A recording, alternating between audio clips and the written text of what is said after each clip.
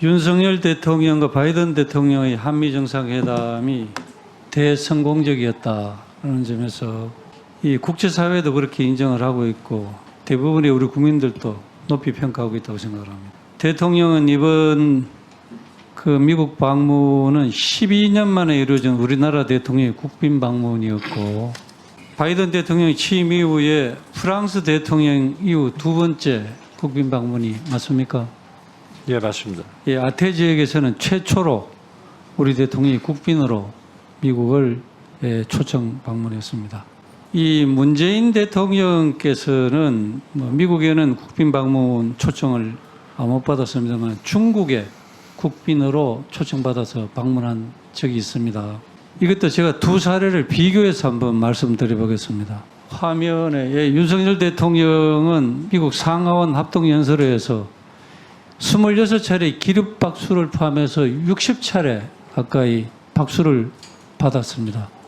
미국 여야 의원 모두로부터 큰 호응을 받았습니다. 미국 국회의원들이 국회의장이 박수 쳐라 해서 박수 치는 것도 아닐 테고 당론으로 박수 치자 이런 것도 아닐 테고 자발적으로 기립박수를 26분이 쳤습니다. 네. 대단한 호응을 받았습니다. 이로 인해서 국제사회에서 대통령이 훌륭한 연설로 말미암아서 대한민국 위상이 많이 높아졌다고 합니다. 그리고 우리 국민들은 대단히 자긍심이 높아졌다 이런 얘기를 많이 하고 있습니다. 그리고 백악관에서의 대통령 공식 환영식 정중하게 국빈으로서의 예우를 바이든 대통령이 했습니다. 그리고 만찬장 이 디자인뿐만 아니라 모든 것을 이게 우리 대통령을 극진히 예우하기 위해서 세심하게 신경을 썼다. 이것은 자상하게 많은 언론에서 보도가 됐습니다. 이만큼 우리 대통령에 대한 예우를 미국에서 국빈 방문답게 철저하게 준비를 해서 예우를 했다. 이런 결론입니다. 다음 우리 문재인 대통령께서 2017년 중국에 국빈 방문을 했습니다. 국빈으로 초청해놓고 10기 중에서 혼자서 8끼를 식사를 하셨습니다. 이것은 있을 수가 없는 홀대라고 저는 그렇게 생각을 합니다. 그리고 중국의 외교부장이 우리 대통령의 팔을 툭툭 쳤습니다. 이는 심각한 외교적인 결례입니다. 대통령 수행 기자단이 중국 공안에게 구두발로 짓밟혔습니다. 문재인 정부는 중국에 공개 항의조차 안 했습니다. 중국 당국도 여기에 대한 공개 사과가 없었습니다. 문재인 대통령은 중국 대학생들에게 특강을 하면서 중국은 높은 산봉우리, 한국은 작은 나라 이러한 사대주의적 연설을 했습니다. 그런데도 불구하고 문재인 대통령께서 중국에 다녀오니까 당시 민주당에서는 한중 정상회담이 매우 중대한 성과를 얻었다 이렇게 자화자찬을 했습니다. 문재인 대통령께서 두 번이나 중국을 찾아갔고 그리고 여러 경로를 거쳐서 시진핑 주석의 답방을 사정사정했습니다. 그러나 결국 임기 내 답방은 이루어지지 않았습니다. 바이든 대통령은 윤석열 대통령 취임 한 달도 안 돼서 우리나라를 직접 찾아와서 정상회담을 했고 그 다음에 국빈으로 초청해서 극진한 대우를 했습니다. 극명한 차이가 있는 것 같습니다. 또 성과에 대해서 한번 보겠습니다. 문재인 대통령께서 방중 때 공동성명 채택이 없었습니다. 특별히 양국관계 새로운 지평을 여는 그러한 내용도 전혀 없었습니다. 시진핑 주석의 평창 동계올림픽 참석 추진도 실패했습니다. 윤석열 대통령의 성과입니다. 양 정상이 공동합의문 워싱턴 선언을 발표했습니다. 한국형 해국상 강화 방안에 합의를 했고 철통 같은 한미동맹을 전 세계에 과시를 했고 김정은 정권에 강력한 경고의 메시지를 보냈습니다. 바이든 대통령은 직접 북한이 핵 공격을 하면 정권의 종말을 초래할 것이다. 강력한 실행 의지까지 비쳤습니다. 안보뿐만이 아니고 경제, 기술, 문화, 정보 분야는 물론 우주 분야까지 다각적인 동맹관계 강화에 의기투합해서 70년 안보혁명이 글로벌 파트너십으로 한 단계 격상되는 그런 성과를 거뒀습니다. 문재인 대통령의 중국 방문 이후에 국빈 방문이라는 것이 별것 아니다. 다들 이렇게 생각했습니다. 그러나 상상을 뛰어넘는 매우 성공적인 한미 정상회담이 있었습니다. 여기에 대해서 우리 외교부에서는 이것도 양 정상의 국빈 방문을 비교를 하면서 그렇게 홍보를 한번 해주십시오. 그럼 국민들이 이해하기가 쉬울 것입니다. 그렇게 하시겠습니까? 무슨 말씀인지 알겠고요. 한번 보겠습니다. 예, 수고했습니다. 다음 박정. 네. 그 영국은 그런 미국하고도 가까운 나라고 또 객관적으로 이렇게 평가할 수 있는 나라인데 그 파이낸셜 타임즈에서 워싱턴 선언회에서 이렇게 얘기했어요. 한국이 독자적으로 핵무기를 개발하려는 의도를 선제적으로 제어한 영리한 노력이다 이렇게 평가했고요. 그래서 미 언론과 한반도 전문가들은 한국의 독자 핵무장과 미국의 전술핵 무기 한반도 재배치를 더 이상 요구하지 못하게 문서로 못 박은 것이다 이렇게 평가했는데 어떻게 생각하세요? 아까 잠깐 말씀드린 것 같은데 워싱턴 선언 이전에 저희는 NPT 회원국이고 한반도 비핵화 선언도 있습니다. 그래서 저희가 핵무기를 개발하지도 않고 전술핵 반입도 하지 않습니다. 네, 근데 그러니까 그 국민의힘당 많은 의원님들이 핵무장 해야 된다고 주장했었잖아요. 예, 근데 그거는 의원님들의 의견이신 거고요. 정부의 입장은 계속 그렇습니다. 예. 그 차관님 그 조금 전에 그 미국의 전략자산 한반도 전개에 대해서 네. 말씀하셨는데 북한의 핵 위협이 계속 심화되는 상황이라면 그런 핵자산 전략자산을 빈도수를 높여서 지금 배치해야 될 거 아니겠어요? 그래서 핵 잠수함 같은 것들을 비롯한 그런 전략자산들이 한반도에 계속 전개될 텐데 그러면 아까 분명하게 그 한미 방위비 협상에 그거는 들어갈 수가 없다 이렇게 말씀하셨죠? 그 방위 분담 항목에 전략자산 전개 비용이라는 게 없습니다. 근데 그 지난번 트럼프 정부 때 요구했잖아요. 근데 반영되지 않았습니다. 아니, 그러니까 없어요 지금 지금 또 항목이. 그렇게 안 된다는 부장이 없잖아요. 근데 그게 그 항목이 없다가 아니라 우리가 그 전에는 이런 핵 전략 자산을 전개를 안 했으니까 문제인데 할 필요가 없는데 지금은 하겠다는 거 아니에요. 그러면 그거에 대해서 요구하는 거에 대해서는 어떻게 대응하실 거예요? 트럼프 당시의 방위비 협상은요, 미국 내에서도 굉장히 이론이 많은 아주 독특한 협상이었고, 미국 내에서도 그러니까 미 국방부 내에서도 지나친 요구라는 평이 많았던 협상입니다. 그러니까 분명하게 차관님은 그 요구를 안 할 거다 방위비에 대해서.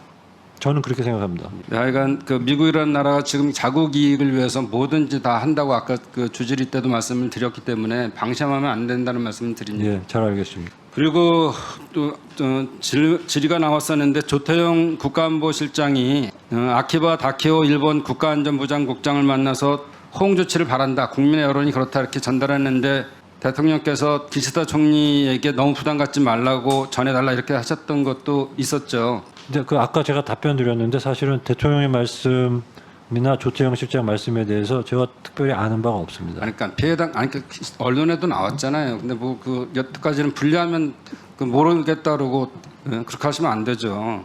그러니까 피해 당사국인 우리 대통령이 그런 말씀을 할 필요가 있는 거다 그런 말씀을 드리는 거고요. 더 안타까운 거는 대통령이 용산 대통령실에서 일본 총리를 옆에 두고 그 15분 중에서 10분이 돈 받았다 이런 식으로 발언하셔야 되는 거예요, 그게. 그러면 이분들은 순전히 돈을 위해서 이런 소송을 걸고 이렇게 했다는 거, 요구했다는 걸로 전략이 돼 버리잖아요. 그게 올바른 외교 자세인가요? 꼭 대통령이 하셔야 되는 말씀이에요. 제가 구체적인 워딩 어떻게 하시는지 모르겠는데 취지는 불리하시면 모르신다 그러셔. 그 다 나온 내용들을 저희가 갖고 하는 거지. 근데 뭐. 그거는 지금 제가 기자회견 워딩을 죄송합니다. 기억을 못해서 죄송합니다. 근데 그러니까 어떻게 생각하시냐고요, 차관님은. 그렇게 그런 걸 꼭 대통령께서 옆에 총리한테 우리가 피해 당사국인데 그렇게 얘기하시는 게 옳다고 생각하시는 거예요?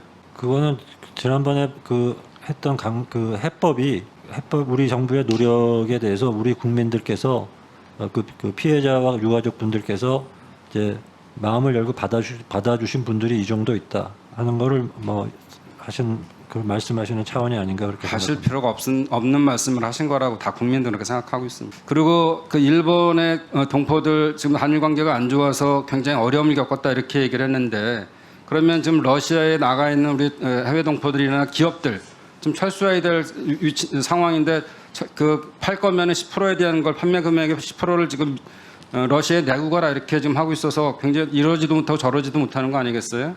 또 예. 중국은 중국 나름대로 사드 이후에 다 학습한 경험이 있는데 거기도 지금 삼성이든 뭐 LG든 저희들 찾아와서는 굉장히 어렵다고 자기들 좀 제발 이것 좀 어떻게 해달라고 이렇게들 얘기하고 실제로 거기서 장사하시는 분들도 굉장히 어렵다 그래요.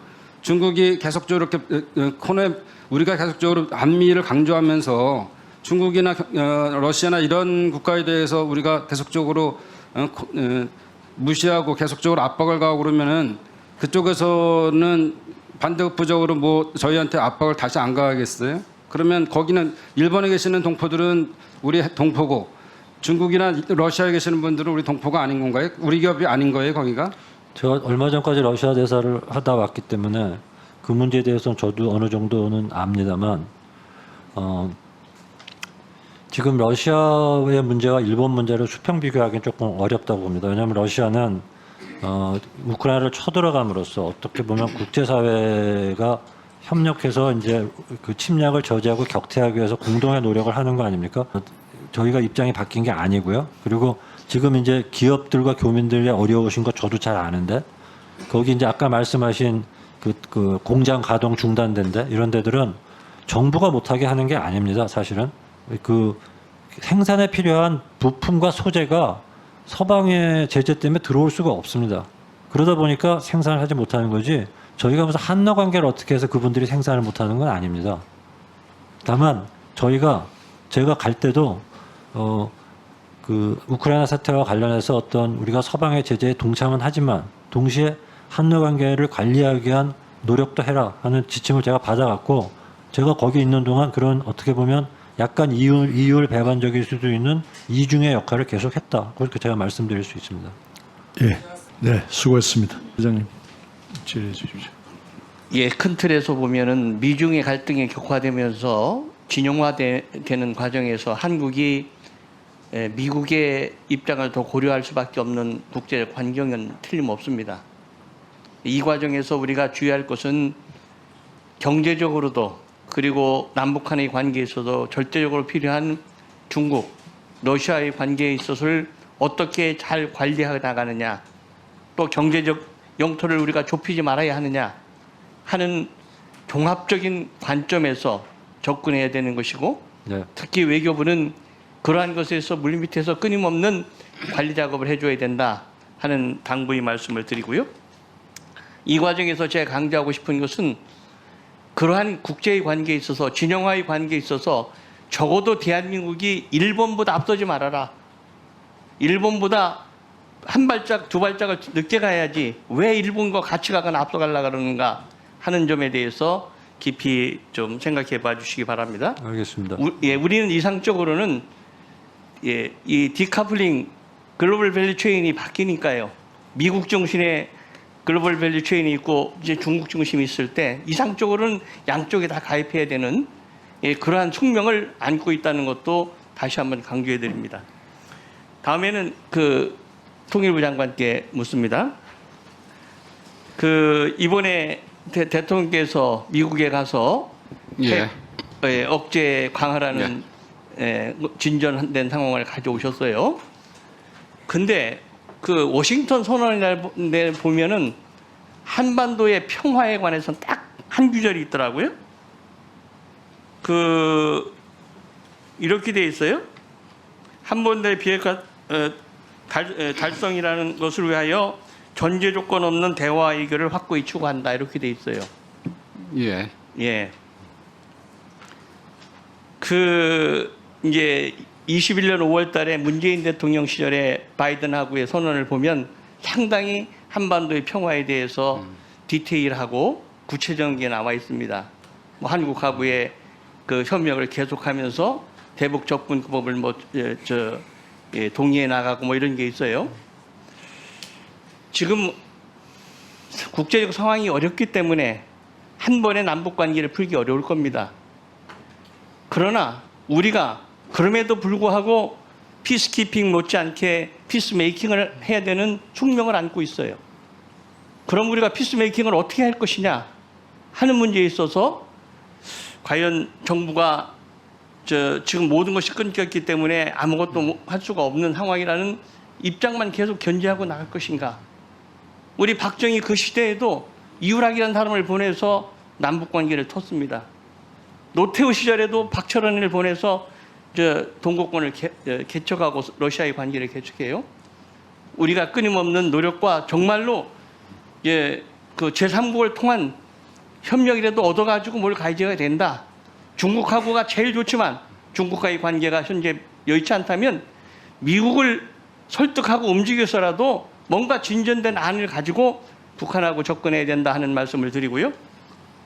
또 하나 제가 궁금한 것은 그 북한이 화성 18형 4월 13일 쏜 이후에 아무 반응 없어요? 예. 군정찰우성 쏜다 그래도 안 쐈어요? 예. 그리고 아까 보고 말씀 들으니까 김정은 위원장은 3주째 공식 활동이 없어요. 이게 왜 그런가? 첫째 하나인 거고요. 두 번째는 이제 5월 달이 되면 꽃게잡이 시철이 시작되잖아요. 그러면 연평도에 북한 어선도 몰리고 한국 어선도 몰리고 중국 어선도 몰립니다. 연평해전이 되게 꼴깨 때문에 일어났어요. 그런데 남북 간에 군사통신선이 모두가 단절되어 있습니다. 아마 지금 유일하게 통과하는 것은 유엔사를 통한 것밖에 없을 거예요. 자, 이런 과정에서 만약 우발적 충돌이 일어났다 했을 때 어떻게 그걸 해결할 것인가? 그러한 문제에 대해서 또 하나 묻고 오고요. 마지막 세 번째는 이 군정찰 의상을 쏘거나 적당한 시점에 이제 한일 정상회담도 끝났고 이 소위 북한으로 봐서는 한국의 입장을 다 알았으니까 이제 군정찰 의상을 쏘거나 아니면 7차 핵실험을 한 뒤에 그 다음에 협상에 나올 가능성에 관한 장관의 견해를 묻습니다. 예. 그 질문을 5분 동안 질문만 다 해주셨네요. 예. 우선 문재인 대통령과 바이든 대통령 간의 그 합의에서 혹은 대화의 내용 중에서 평화가 많이 등장했던 건 저도 그렇게 기억을 하고 있는데 그 평화라는 게 그렇게 이렇게 말로 얘기하고 수사로 무슨 어디 기록에 남긴다고 그게 반드시 확보되는 건 아닙니다. 지금 북한과 대화가 없어지고 북한과 이 남측에서 긴장이 지속된 거가 사실은 하노이 회담 노딜 이후에 지금까지 한 4년 가까이 계속되는 거 아니겠습니까?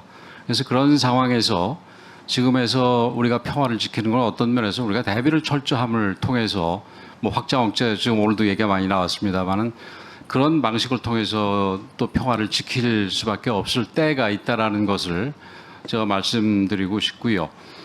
그다음에 지금 이 꽃게철이고 연평 해전에 대해서 걱정해 주시는 거 제가 잘 고려할 거고요. 지금 여러 가지로 걱정스러운 부분은 틀림없이 있습니다. 그러나 지금 우리가 유엔사 외에 또 하나 통신선이 있습니다만은 계속해서 사실은 우리가 언론을 통해서든지 저쪽에서도 우리가 얘기하면 언론을 다 보니까 모니터링 하니까 그래서 이제 북한과 대화 시도를 계속해서 할 텐데 지금 북한의 모습은 조금 좀 이전과는 다른 모습은 틀림없이 있습니다. 근데 이게 얼마나 지속될지는 또 지켜봐야 될 텐데 지금 도발이 없는 부분, 그다음에 김정은이가 오늘까지 한 20일 정도 안 나타나고 있습니다. 그러나 20일 이상 안 나타났던 것도 여러 번 있었기 때문에 지금 그게 무슨 의미인지 지금 성급하게 판단하기는 좀 이른 것 같고요. 앞으로 우리가 김정은이 핵실험을 하거나 아니면 정찰위성을 쏜 다음에 갑자기 태도를 180도 바꿔서 대화로 나오든 어쨌든 우리 입장에서는 항상 북한과 대화를 할 의지를 가지고 또 준비를 할 필요가 있다고 생각이 됩니다. 그리고 이 북한 문제를 다루는 데 있어서 우리 의장님께서 더 잘 아시는 부분도 있겠습니다만은 이게 단기간 시간 단위를 너무 지나치게 단기간으로 가져갈 필요는 없다고 생각을 합니다. 지금 대화가 끊기고 통신선이 끊기고 이런 부분이 지금 통신선 끊긴 지는 한 달 정도 됐습니다만은 그렇다 하더라도 우리가 끊임없이 잘 우리가 대비를 하고 그다음에 잘 확장 억제를 유지해 나가면서 북한에 대해서 우리가 할 소리에 필요한 소리를 한다면은 언젠가는 거기에 대해서 응답이 있을 수밖에 없을 것이다 이렇게 생각을 합니다. 김경업 우리 의원님. 외교부 차관께 이어서 질의하겠습니다. 지금 우리 정부 여당에서 최대의 외교적인 성과라고 자화자찬하고 있는 이 외교 성과에 대해서 한국갤럽에서 5월 첫째 주 여론조사를 해봤더니 부정평가의 가장 큰 이유가 1위가 외교입니다. 외교의 실패, 외교 참사가 지금 윤석열 정부 부정평가 원인의 첫 번째 이유로 나와 있습니다. 외교부도 좀 책임을 느끼시죠. 긍정평가도 제가 알기로는 제일 높은 부분이 외교로 알고 있습니다. 긍정평가도 예, 그래요? 예. 어느 조사인지 한번 확인해 봐야 되겠군. 근데 지금 그 갤럽 조사에서는 그렇게 나와 있습니다. 그다음에 이번 워싱턴 선언에서 아까 제가 NPT 한미 원자력 협정 준수가 명문화돼서 들어간 문제에 대해서 아까 지적을 하다가 말았는데 예. 이것은 미국의 요구죠? 이것을 명문화시킨 것은? 아니 근데 사실은 그 NPT 준수나 이런 것들은 어떻게 보면은 핵 문제를 다루는 데 있어서 굉장히 당연한 얘기거든요. 아니 그러니까 이게 지금 그러니까 그 당연한 얘기가 예, 예. 왜 이번에 워싱턴 선언에서 다시 들어갔을까? 명문화돼서 이게 들어간 이유는 미국의 요구에 의해서 들어간 거죠. 아니 그렇지 않습니다. 제가 알기로는 그냥 그러면 한국이 스스로 넣습니까? 우리가? 사실 저는 그렇게 그 문안을 무슨 그렇게 문제 있다고 보지 않았는데 경위는 제가 한번 알아보겠습니다. 어떻게 된 건지. 빨리 알아보고 나오셨어야죠. 죄송합니다. 예. 그런데 이게 이제 들어간 게 한국이 NPT하고 한미 원자력 협정을 준수해야 된다라는 겁니다. 핵심 내용은 당연히 미국의 요구인데 왜 미국이 이걸 요구를 했을까? 그것은 그동안에 자체 핵무장의 필요성 이런 것들에 대해서 윤석열 대통령이 언급을 하면서 여당에서도 자체 핵개발 얘기, 전술핵 재배치 얘기 이런 것들이 계속되면서 미국의 불신을 사기 시작을 했고 여기에 대해서 미국이 이것을 우려한 미국이 이번 이 워싱턴 선언에서 요구해서 명문화시켜서 다시 한번 박은 것이다 문구로 이렇게 보는 게 맞습니다. 그래서 NPT 준수하고 자체 핵무장 하려면 NPT 탈퇴해야 될 거 아닙니까? 한미 원자력 협정 위반해야 되고 굳이 거기에 명기하지 않아도 예. 자체 핵개발하려면 NPT 탈퇴해야 됩니다. 그러니까 명기하지 않아도 될 사항이 왜 이번에 다시 여기에 다시 명문화돼서 들어갔느냐라는 문제입니다. 이거는 그동안에 정부 여당에서 아무런 생각 없이 내던진 자체 핵무장 발언들에 대한 미국의 우려가 실제로 워싱턴 선언에서 반영돼서 명문화돼서 들어간 것이다라고 봐야 되는 거 아니겠어요? 그렇게 안 보세요? 근데 이미 정부에서는 안 보여, 입장 안 정리한 보시구나. 바가 있고요. 예. 그리고 워싱턴 선언의 요체는 그게 아니라 앞에 핵업체 부분입니다. 그 앞부분의 얘기는 그 항상 아직까지 해왔던 수십 년 동안 해왔던 한미 간 해왔던 그 의례적인 관례적인 얘기들이고요. 그 다음에 실제로 여기에서 신기하게 또 안 들어가야 될 내용이 왜 들어갔을까? 이런 것들을 보면은 그러한 것들이 앞뒤 맥락이 있다라는 얘기입니다.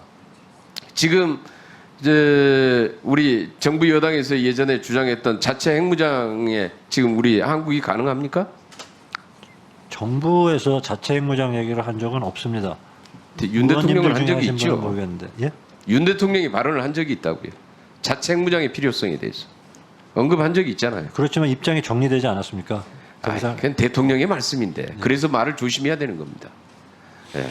그 다음에 그런데 문제는 여기에서 어떤 문제가 발생했냐면은 이번에 이 명문화 시키면서 발생하는 문제가 주권 국가로서 가질 수 있는 자체 핵 개발의 가능성이나 권리 이런 것들을 완전히 원천 봉쇄 당한 것이거든요. 이제 이 명문화로 인해서 다시 말해서 우리도 일정 정도 핵 옵션을 가지고 때로는 그 가능성을 가지고 외교 안보에 의해서 협상력을 발휘하거나 이것을 레버리지로 사용할 수 있어야 되는데 아예 이것을 레버리지로 사용할 수 없도록 원천 봉쇄시켜버렸다 이런 얘기입니다. 이후에 이게 외교 협상에 도움이 되겠습니까? 어차피 이런 방식이? 그 워싱턴 선언에 그 문구가 없어도 저희는 NPT에 의해서 구속되고 저희가 핵 개발하려고 NPT를 탈퇴하면은 국제사회의 제재 같은 것들 다 받게 됩니다. 즉 예, 그것 때문에 새롭게 알고 있는 그것 내용인데 때문에 새롭게 제약되는 부분은 없습니다. 몇 회인지 제가 사실은 제가 알지도 못하고 알아도 그거를 공개적으로 말씀드리는 그게 경우가 들어오면은 북한을 비핵화시키는데 도움이 됩니까? 비핵화보다는 억제 때문에 오는 부분이 많습니다. 억제. 네, 지금은 북한의 비핵화를 추진하고 있잖아요. 네, 국제사회가 전체가. 네. 그래서 비핵화를 추진해야 되는데 핵탄두가 탑재된 미사일 잠수함이 한반도 영해에 계속 들어와서 북한의 코앞에서 들락날락한다. 예. 그러면은 이거 자체가 북한의 핵 개발을 정당화시켜주지 않겠어요?